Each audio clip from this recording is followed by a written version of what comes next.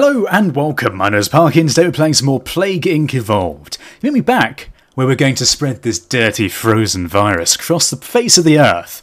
A giant virus frozen deep in the Siberian permafrost has thawed and infected an unknown victim. Dormant for over 30,000 years, it was last active at a time when mammoths and Neanderthals roamed the earth. Its ancient genetic structure predates Homo sapiens, but its DNA has been severely degraded. Does it have what it takes to send humanity back to the Stone Age? Oh, cool, so this is about, regressing humanity back to, Neanderthals? If it is, that's going to be really cool. Okay, so it looks as if we've already been decided we're going to be playing as a virus. I think a few of these I want to be using the ATP boost, and I know last time that really, screwed us over, but I think this time it's actually going to make it a bit easier, and we're also going to go for aquasites. Let's insert this. Fortunately, I still don't have any of these other ones. You know, it's a real shame, actually, that they didn't give you any form of reward from completing the, sort of special scenarios. That would have been very helpful, but you know what, it's okay. We're going to play on normal, and the pithovirus, large forehead virus, because Neanderthals famously had large foreheads, so we're going to go for that. Welcome to the frozen virus scenario. You're an ancient virus that has been frozen for 30,000 years. Repair your damaged DNA to restore traits from your distant past. Patient 0 infected in Russia. Oil drilling in Siberian permafrost releases you. Highly resistant to cold, you will struggle to infect warmer climates. Okay, so I've not actually played this before, so let's instantly go into this. I'm not sure exactly what we've got already. It looks like we've actually already got quite a few of these symptoms or transmissions. Okay, so this is Amoeba 1.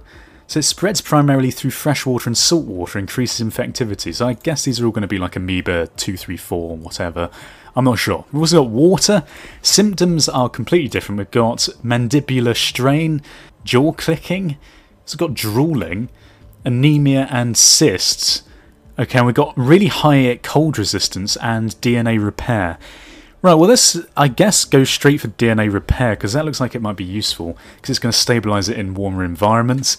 It's also going to restore ancient symptoms, so this is going to unlock DNA repair 2. And we've also got, that's unlocked this. Okay, severe gum infection causes teeth to fall out.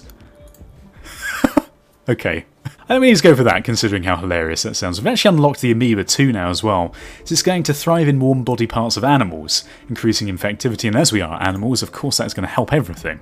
Large forehead virus begins to spread in Russia.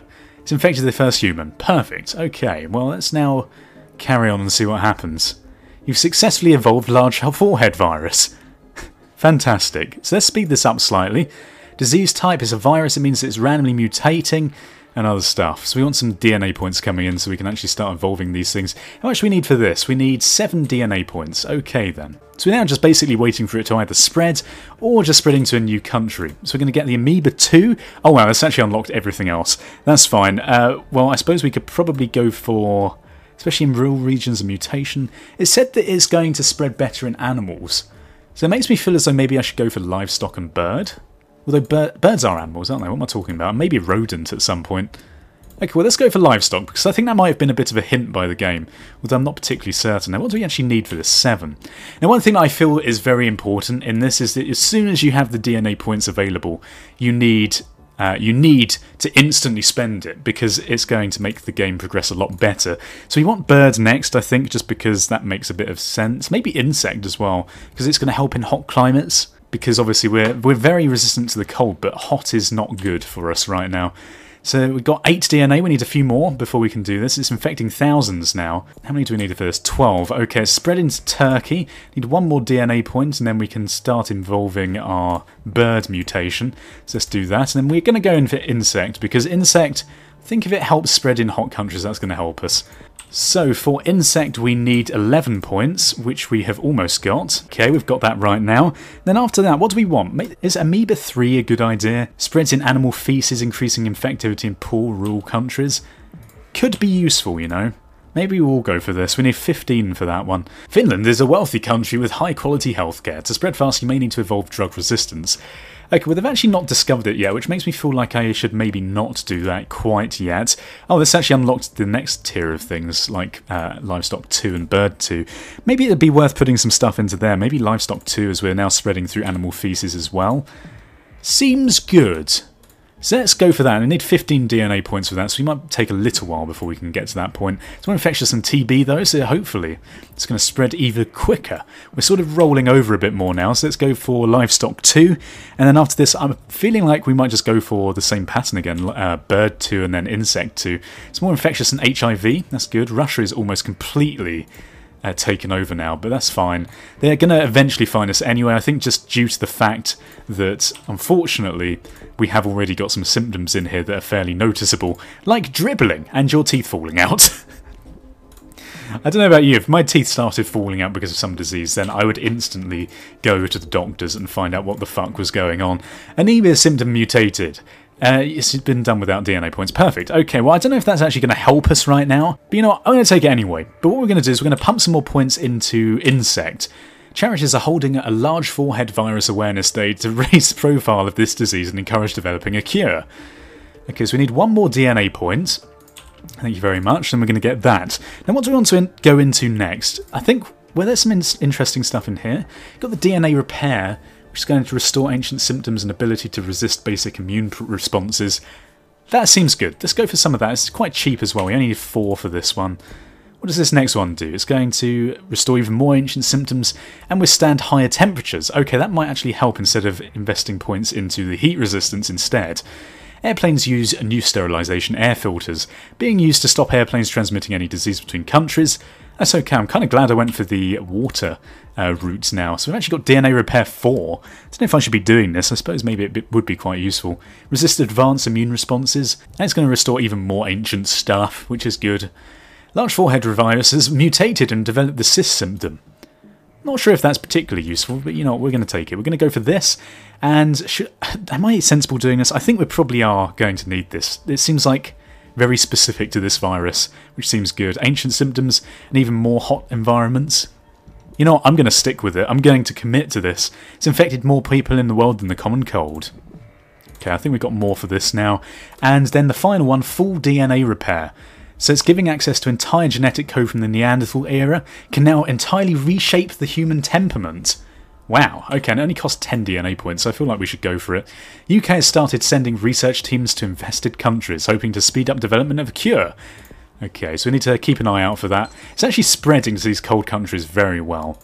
Okay, so we're going to pop all of these, we're going to get this instantly, and now I think we might go for some drug resistance, because it's going to help the spread in the richer countries with better drug-resistant properties like that. The UK has become the first country to try and limit the spread of large forehead virus by limiting access into and out of the country. Time will tell if this will work. Well, luckily we've already infected there, which is going to help us massively. Let's go for drug resistance 1, and I feel as though maybe we should go for drug resistance 2 as well, just to give it a little bit of a boost. Because it's also going to start, hopefully, slowing down these symptoms here. I mean, the research and everything else. So let's just go with this. We need 32 DNA points, unfortunately, which is not going to be very easily come by. We've actually just infected everyone. The World Cup has been cancelled. No! Okay, so we're going to maybe put something into heat resistance, because even though these DNA repairs have made it slightly more resistant to heat, I feel as though we need proper heat resistance here as well, because it's really struggling spreading. Okay, memory loss symptom has mutated. Now, how much do we need for this? I think it was 22, wasn't it? So let's go for that instantly. And I think we might also go for heat resistance 2. Is that a waste? I'm not sure. The thing is, I'm thinking here, maybe we should focus on investing into the spreading, because we're randomly evolving these symptoms. Hopefully, if we're lucky with the virus, it should evolve all the symptoms that we want anyway. So we've now got carnivorous denticulation symptom. I can't even say that. Large forehead virus has mutated. What is that even doing? I don't even know what that does. Where is it? Growth of carnivorous teeth and consumption of raw meat. Poor dental hygiene increases infectivity. Actually, this is really helping, isn't it? So we're going to maybe stick to the heat resistance again. Heat resistance 3, try and spread it into the African areas and also South America. Okay, the research is at 25%, which is a bit worrying. But you know what? I'm not too concerned. I don't think we're going to go for ice resistance. That seems a bit useless to me. And I think what we're going to do now is we're just going to wait, because I think this is probably going to be fine. So let's just wait a little bit, get a load of points in. First death from large forehead virus has been confirmed in India. Bad luck, or is this the beginning of something terrible? Not sure. Maybe we should go for a genetic reshuffle at some point. We're getting a lot of points in though, so we don't need to worry too much. And we're evolving randomly. So I'm feeling as though maybe skin lesions. Okay, let's go into here now. What have we got? So I think this is probably good. We also probably want, yeah, bone dysplasia. What does this do? Lethal in many cases, broken skin increases infection. We also got cranial elephantitis. Trauma makes cure development significantly harder and can be lethal. That seems good. Let's go for that. And I've got Neanderthal regression. Yeah, okay, we're going to go for that, totally. Right, okay, now we've used most of our DNA, but to be honest, I think that's okay. Humans becoming Neanderthals. People infected with large forehead virus are now fully regressing mentally and physically to a Neanderthal species. The world as we know is about to change. Oh, look at this. So basically we need to worry more about... The UK is beginning to break down, about infecting everyone in Africa. But having said that, look how quickly that is spreading. That's really good, actually, isn't it? Maybe we don't need to worry at all. Developed abscesses? Okay, interesting. I mean, how much do we need for a genetic reshuffle? To be honest, I don't feel like we need one. It's 28, just in case. But you know what? The last country in the world is Algeria. Again, it's always Algeria, isn't it? Always the tricky one. Tumour symptom mutated. The thing is, do we want to kill these people off, or do we want to keep them as Neanderthals? Not really sure. I mean, how many people are left that aren't infected? The infected number is still going up. Aggression symptom mutated. I feel as though maybe we should... Is this actually regressing the research? What is going on here? Let's have a little look. How many people are healthy? 4,470,000. Where are these healthy people? New Zealand, that's it. Is it really just New Zealand? Oh shit! They've actually not got into New Zealand at all. Ship transmission? Maybe I should have done this a bit earlier. Oh, that's a real shame. Okay, so I think the problem here is that even though we've done really well, unfortunately it's just the case that New Zealand has resisted us somehow.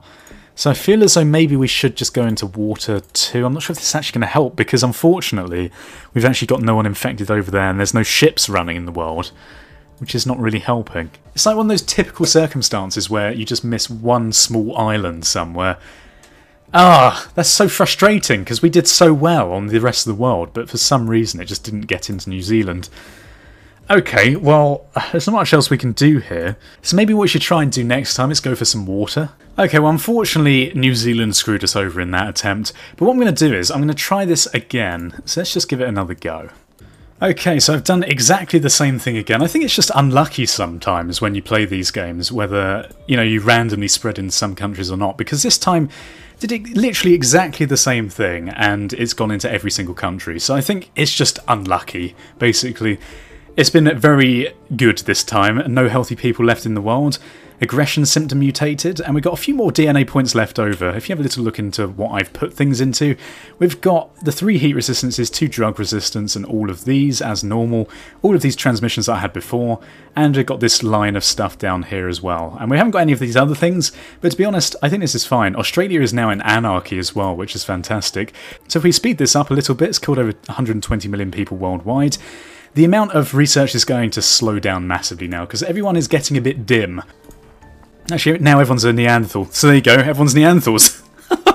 So yeah, it's just crazy, isn't it? It's like you play it one time and you just get unlucky because it doesn't spread into one country at a certain time. You don't randomly evolve one of your symptoms at one point in time. It's kind of like touch and go, this game. But we did it pretty damn well. We've actually got 3 biohazard bubbles there. Look at that. Wow. I think that's the best one we've done so far. So that's pretty damn impressive. If you enjoyed today's episode, please feel free to leave your support in the comment section below. Next time we'll be taking a look at the Nipah virus, or Nipah virus, I have no idea how to say it. But for now, thank you for watching. Goodbye. Awkward goodbye. Awkward.